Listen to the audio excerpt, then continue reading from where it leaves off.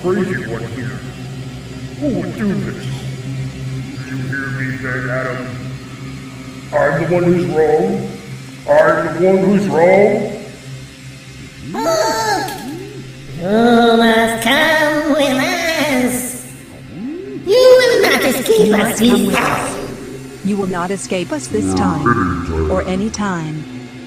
I am Adam Hukke. I will not be denied. And you, I fool.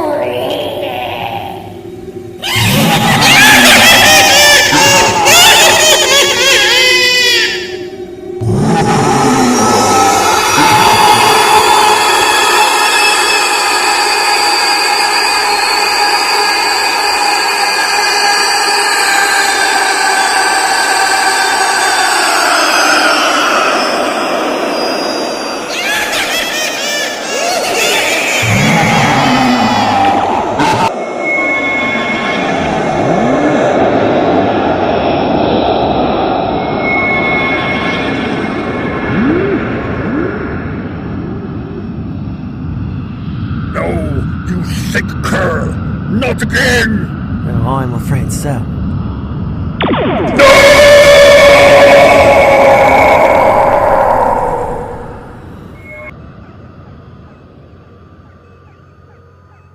What do you think? One more time?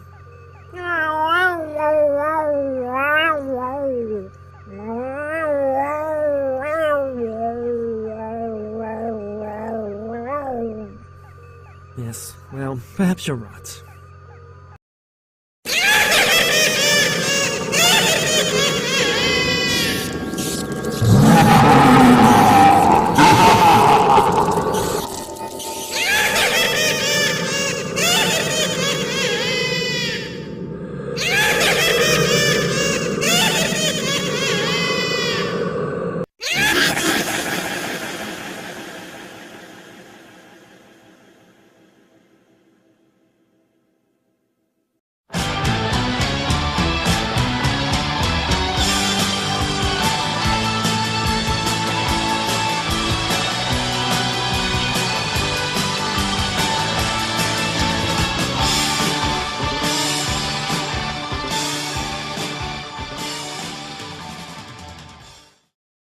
Cassandra, the girl I had rescued, had taken a small room in the back of my ship to get some healthy sleep once she had gone down with some of the high-end goodies I kept on board, stolen from some of the best kitchens in the galaxy.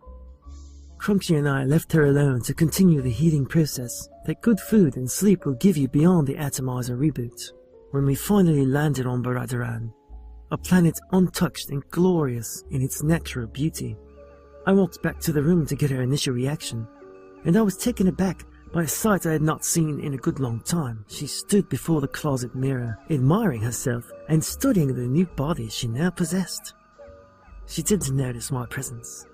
If I had known this reboot technology years ago, I would have opened a business and made every woman the statuesque goddess I now saw before me. Hating to break the moment, I stepped into the room from my hidden place in the hallway. You really love yourself now, don't you? I just want to thank you.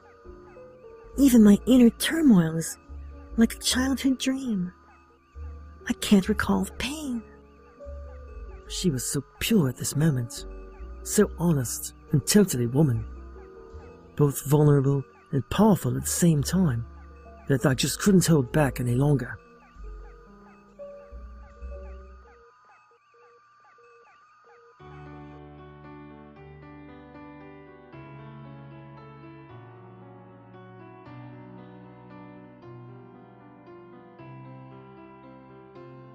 The morning was new and fresh. A bright blue sky opened up before us and was cautiously illuminated by the burgeoning white sun. All around us were fields and trees both far and near, and the surrounding gardenscape that led one's eye far off into the distance. Are there any animals? Any inhabitants that won't want us here? No. No animals. No inhabitants. It's a completely untouched planet. See the sun? It's white because there's no smog. The ecosystem is completely plant-oriented. With a girlish giggle, she took off running like a shot. Arms flung wide in the air, she flew across the grass towards some unknown destination. I watched as if she were moving in slow motion. I noticed every finely shaped muscle, every lovely flap of her fiery hair.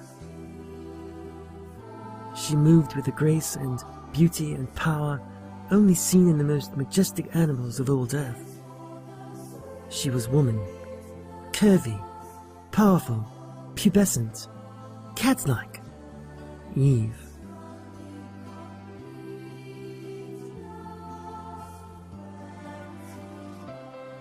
I started slowly and followed her in a trot in a direction she had disappeared to over a nearby grassy reach. It wasn't easy. I turned 45 degrees and noticed movement among a grove of fruiting trees far off to my right. I saw her move again and headed out to meet her.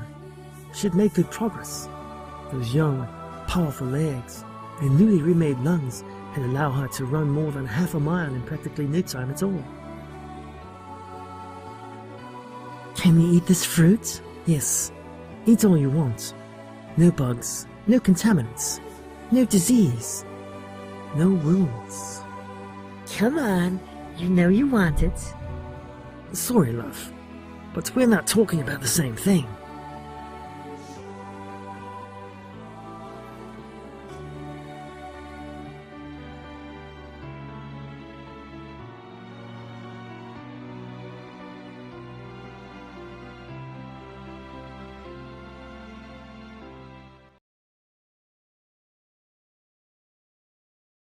What? What now? Dragon. Dragon on your... It's a tattoo. You remember tattoos? Just a work of art. Remember tattoos? The man with the dragon killed my father. Hukke was your father? Hukke was human? Although I suppose that explains a lot. Yeah. It was me. And I would kill the bastard again. Customers of the rebel side, I customers of Hukke's side. But there came a time when Hukke became frustrated, fed up with the rebel resistance, and he decided to do the unthinkable. I have had enough of their interference. Let your blood be on their hands and not mine.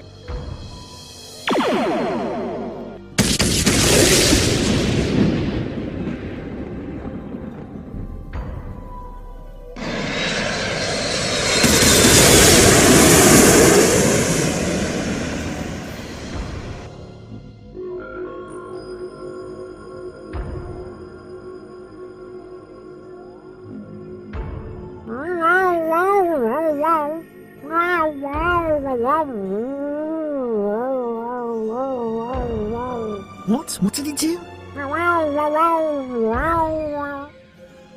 I've had enough of this. It's time we put Hukke down for good. No matter the consequences.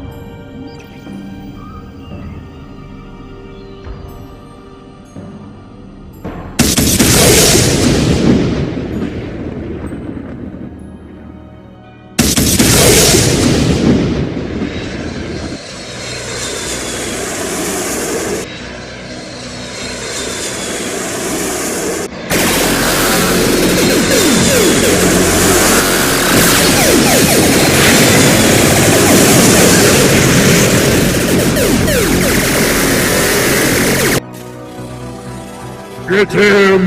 Get him! Let him have it. I think we're really driving him crazy now.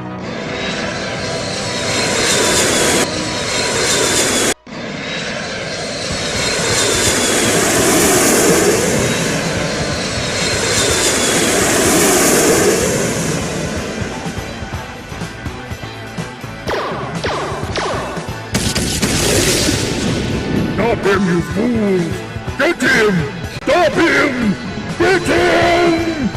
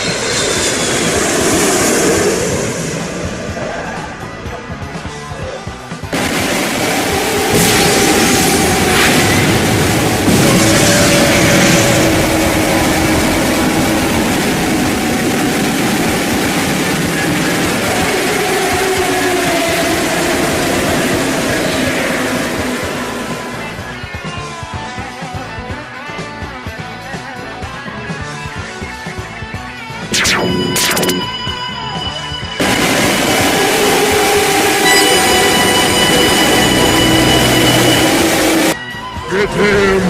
Get him!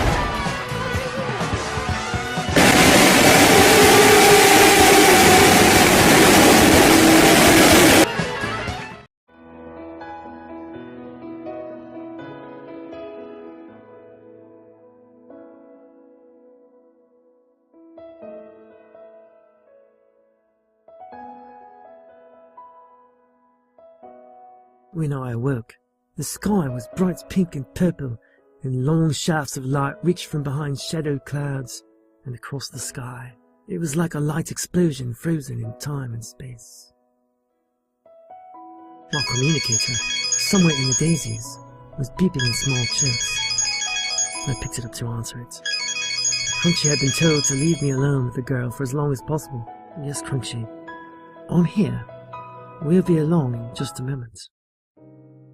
I stood at the edge of the grove, the one with the tall trees at the edge of the daisy field, watching my 6-year-old daughter scamper around. Her long wavy locks flowed in the breeze as she bent and picked long stems from the flowers. It was then that I suddenly realized that the title of this story was not just about Cassandra. Crates and the rest of the homeless had been brought here. They had built privacy houses within the cool grove atop the muddy floor, and had made a peaceful and happy home here. They could eat freely from the land around us, never having to till or toil. The land gave freely, and the rains provided bounty with quiet, gentle kisses to the soil every 3 months or so. They, the aliens from the shelter, could live and breathe without fear. Daisy, my daughter, who now romped and played in complete safety in the field she had been conceived in, would never have to worry either. She would never know any of the problems that plagued us all on a daily basis. No, it wasn't just about my lovely wife Cassandra. It was about us all. We had all been freed from the evil of men like Arnhem Hukke.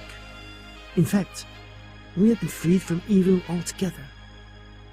All of us were the last of Hukke's prisoners.